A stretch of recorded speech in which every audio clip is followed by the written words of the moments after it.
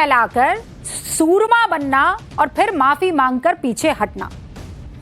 राहुल गांधी का रिग्रेट वाला चैप्टर आपके सामने रख रही हूं। जो राहुल गांधी सीना ठोक कर कहते थे मेरा नाम गांधी है, मैं माफी नहीं मांगता, लेकिन अब कोर्ट में खेद व्यक्त कर रहे हैं। क्यों?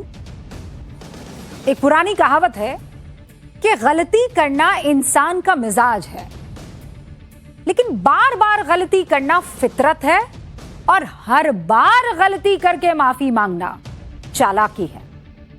और आज एक बार फिर इसी चतुराई का इस्तेमाल करके राहुल गांधी कानूनी मुसीबत से बच गए। 2018 में राहुल गांधी ने एक चुनावी सभा में मध्य प्रदेश के उस वक्त सीएम रहे शिवराज सिंह चौहान के बेटे कार्तिकेय चौहान पर करप्शन के गंभीर आरोप लगाए थे। उनकी तुलना पाकिस्तान के नेताओं से कर दी थी। लेकिन जैसे ही यह मामला कोर्ट पहुंचा, वैसे ही राहुल गांधी को लगा कि ये तो लेने के देने पड़ गए। वैसे ही राहुल गांधी कोर्ट पहुंच गए और बड़ी शालीनता से रिग्रेट यानी खेद व्यक्त कर दिया। अब आप सोचेंगे रिग्रेट, खेद व्यक्त कर दिया, माफी नहीं मांगी। कानूनी भाषा में और जिसे कहते हैं ना फॉर्मल लैंग्वेज, रिग्रेट और सॉरी में जरा फर्क नहीं है। लेकिन आम व्यवहार में अगर आप कहेंगे तो कहेंगे आई एम सॉरी, और बड़ा अंग्रेज बनकर कहेंगे तो कहेंगे आई रिग्रेट इट।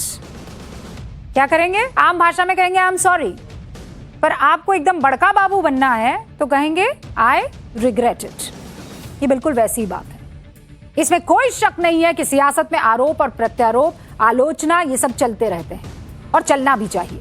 लेकिन बगैर रिसर्च, बगैर जानकारी, बगैर सबूत जुटाए इतने बड़े बड़े गंभीर आरोप लगा देना, वो भी लीडर ऑफ ऑपोजिशन की तरफ से, और उसके बाद कोर्ट की शरण में जाकर माफी मांग लेना।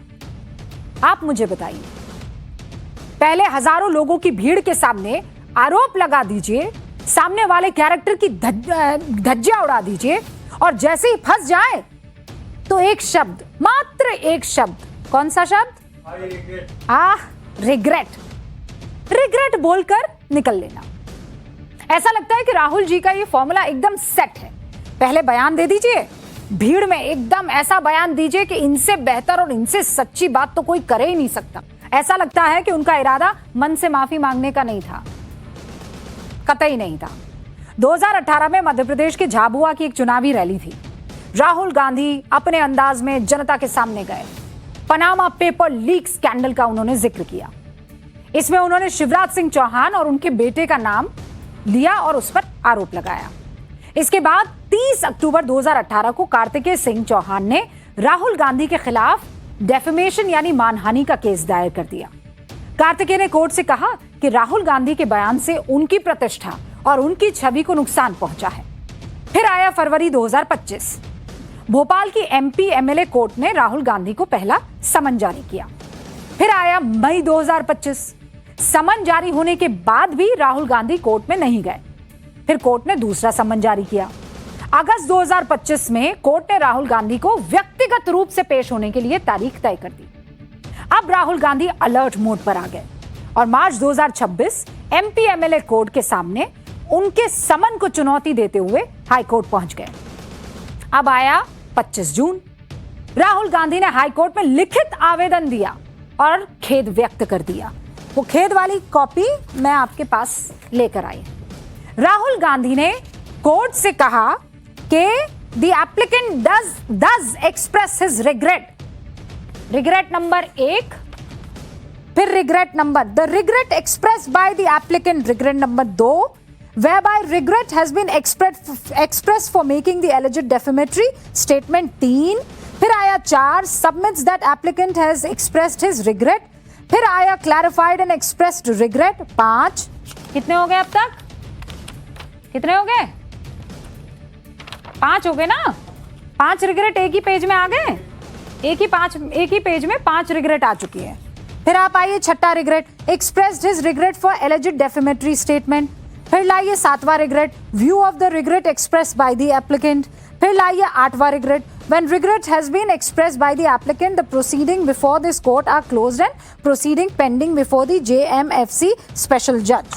ये जज साहब कह रहे हैं, ठीक है। अब राहुल गांधी ने कोर्ट से कहा कि उनका बयान शिकायतकर्ता यानी कार्तिकेय चौहान के लिए नहीं था, और ऐसा पहली बार नहीं है जब राहुल गांधी ने कोर्ट में रिग्रेट या माफी मांगी हो। आपको याद दिला दूं, विनायक दामोदर सावरकर, उस मामले में भी राहुल गांधी को कोर्ट से फटकार पड़ी, लेकिन फिर भी वो बार बार अपनी गलती दोहराते गए। पहले आपको वीर सावरकर को लेकर राहुल गांधी के बयान सुनवाती हूं। तो मैं तो इसमें बहुत क्लियर हूं, सावरकर जी ने अंग्रेजों की मदद की थी। राहुल गांधी ने वीर सावरकर के बारे में कई बार ऐसे बयान दिए, माफी वीर तक उन्हें बुलाया। बीजेपी ने राहुल गांधी से माफी मांगने का प्रेशर बढ़ाया, लेकिन राहुल गांधी ने सार्वजनिक मंच से कहा और माफी नहीं मांगी। ये कहा कि मेरा नाम गांधी है, मैं माफी नहीं मांगता। लेकिन बाद में जब कोर्ट पहुंचे तो सारे तेवर ठंडे पड़े। 17 दिसंबर 2022 को लखनऊ के लोअर कोर्ट में वकील नृपेंद्र पांडे याचिका दर्ज करवाते हैं। जब लोअर कोर्ट ने राहुल गांधी को समन भेजा तो अप्रैल 2025 में राहुल गांधी इलाहाबाद हाई कोर्ट पहुंच गए। राहुल गांधी समन पर रोक लगाना चाहते थे। हाई कोर्ट से राहत जब नहीं मिली तो राहुल गांधी सुप्रीम कोर्ट गए। सुप्रीम कोर्ट पहुंचना राहुल गांधी को और भारी पड़ गया। पता है क्यों? क्योंकि देश के सर्वोच्च न्यायालय ने वीर सावरकर पर राहुल गांधी के बयान पर उन्हें फटकार लगा दी। पता है आपको कोर्ट ने क्या कहा? जानना चाहेंगे कोर्ट ने क्या कहा? कोर्ट ने कहा, स्वतंत्रता सेनानियों का मजाक न उड़ाएं। फिर अगर ऐसा बयान दिया तो इस मामले पर कोर्ट सुओ मोटो यानी स्वतः संज्ञान ले लेगा। कोर्ट ने यह भी कहा कि आप राजनेता हैं, ऐसे गैर जिम्मेदाराना बयान न दें। कोर्ट ने फटकार लगाई, नसीहत के साथ राहुल गांधी को मामले में राहत दे दी। तब जाकर राहुल गांधी ने चैन की ठंडी सांस ली। यानी जो राहुल गांधी ये दावा कर रहे थे कि मर जाऊंगा मगर माफी नहीं मांगूंगा, वो कोर्ट से तगड़ी डांट खाकर नसीहत लेकर वापस लौटे। अगर राहुल गांधी ने इससे पहले वाले केस से सबक ले लिया होता तो शायद ये गलती ना दोहराते। 2019 में भी राहुल गांधी ने एक ऐसा बयान दिया जिसके लिए उन्हें कोर्ट में जाकर लिखित रूप से माफी मांगनी पड़ी थी। अब लोकसभा का चुनाव अपने पूरे जोर पर चरम पर था। राहुल गांधी एक नैरेटिव गढ़ रहे थे, चौकीदार चोर है। चुनावी कैंपेन इसको बना दिया। प्रधानमंत्री के इमेज में सियासी डेंट पहुंचाने की पूरी कोशिश की गई। और इसी दौरान 10 अप्रैल 2019 को अमेठी में राहुल गांधी ने कहा कि आज सुप्रीम कोर्ट ने भी कह दिया है कि चौकीदार ने चोरी करवाई है। राहुल गांधी के इस बयान पर तत्कालीन बीजेपी सांसद मीनाक्षी लेखी सुप्रीम कोर्ट पहुंची। अब क्योंकि कोर्ट ने ऐसा कुछ कहा ही नहीं था तो राहुल ने कोर्ट में हलफनामा देकर अपने बयान पर खेद जताया। खेद मतलब